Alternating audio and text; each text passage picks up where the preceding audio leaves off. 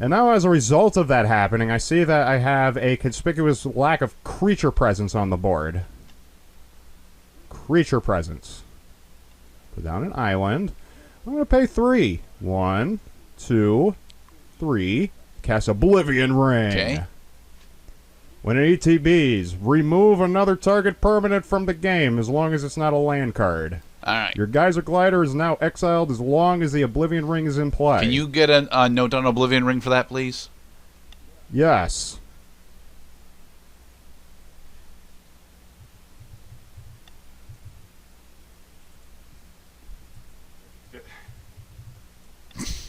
Yes.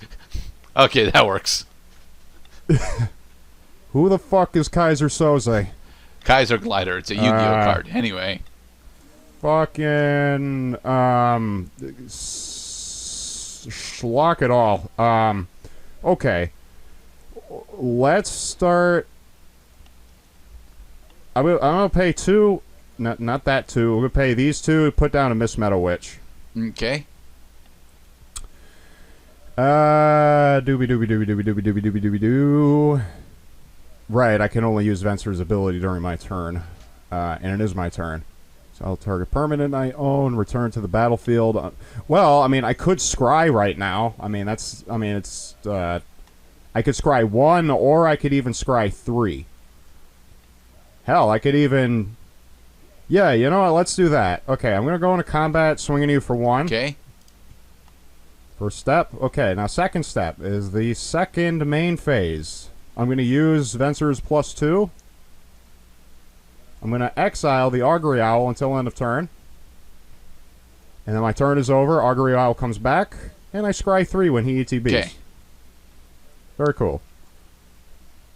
Alright, so let's put this on the bottom.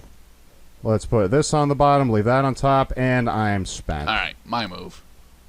I think I'm dead. You might be let's dead. See what I'm not happens. sure yet. I could be. Well, if you got one of those, if you got a Spire Barrage in your hand, well, that's not good for me. Yeah, but it's not actually enough yet. All right, I'm going to spend 2 in order to mountain cycle my Chartooth Cougar.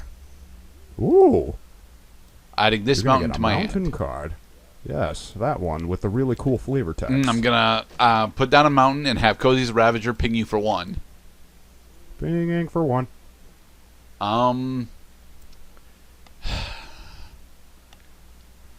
Spend 5, 3, 4. Is it Spire Barrage? It is Spire Barrage.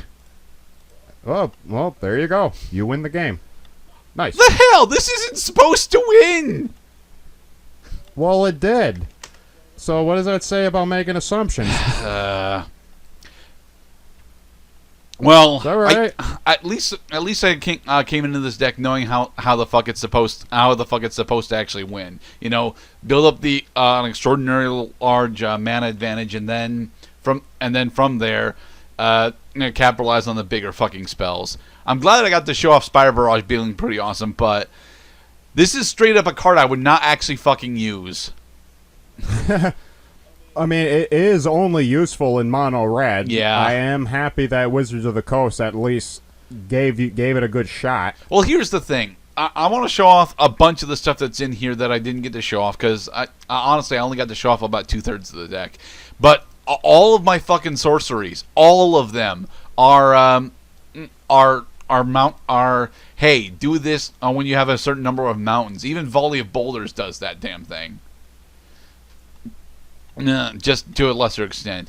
I like a lot of the critters that we have in here, to be perfectly honest. I wanted to get Anger out, but I didn't have a way to actually I didn't actually have a way to get it into the graveyard ever, because Anger with haste with a lot of my bigger critters is fucking great. It's just that it wasn't going to happen. I've got our Armillary Sphere for additional lands.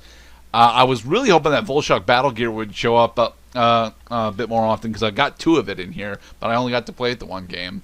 And I was really hoping to show off how powerful Plated Geopeed is, because with this kind of deck building theology, Plated Geopeed becomes really, really annoying very quickly. Now I've got Torchling. I've got effectively the entire Volshock tribal stuff going on. Not that they're actually all that good. I fucking hate this Lithophage though. I wish Lithophage was actually a good card, but no, especially not here. Guards generally should not make you sacrifice lands. Yeah. Oh, and there's also this piece of shit. This one specifically, Earth Servant. Earth Servant gets +0/+1 for each mountain you control as a 6-drop. So it's never going to die in combat. That doesn't help me. Oh, and then I've also got this POS, Aether Membrane. Now, Aether Membrane would have been really good in the matchup. Not only did I never draw it, I can only block with it fucking once. Yeah, but you only pay 3 to put it out. Yeah. Also, I mean, it's a dubious matchup against me because you definitely don't want to pick a creature that has an ETB trigger with that, because then I can just cast it during my next turn and get the ETB trigger again. Yeah. I was kind of hoping that I'm glad that we got to at least show off both of our planeswalkers. Well, kinda. I didn't get to show off how powerful Koth really is. The elementals I countered him. that he +1s on are honestly really powerful in this because it gives him a genuine aggro feel that the rest of his deck wants to have and just doesn't because his critters are a bit too small. Looking at you, Plated Geobead. Why can't you be a 1/2? I just want you to be a 1/2. That's it. I do like Koth the Hammer's ultimate. It turns every mountain. It turns every mountain into a weapon. pin drop, which is very nice.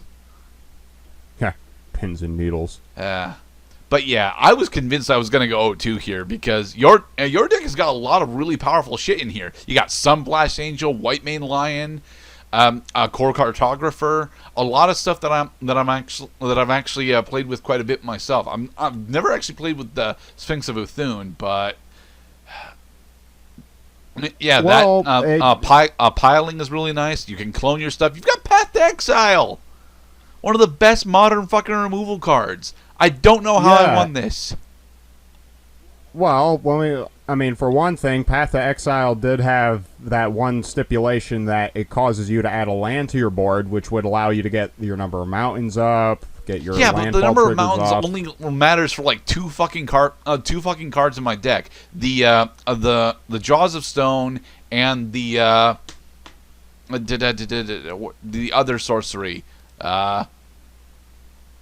Spire Barrage.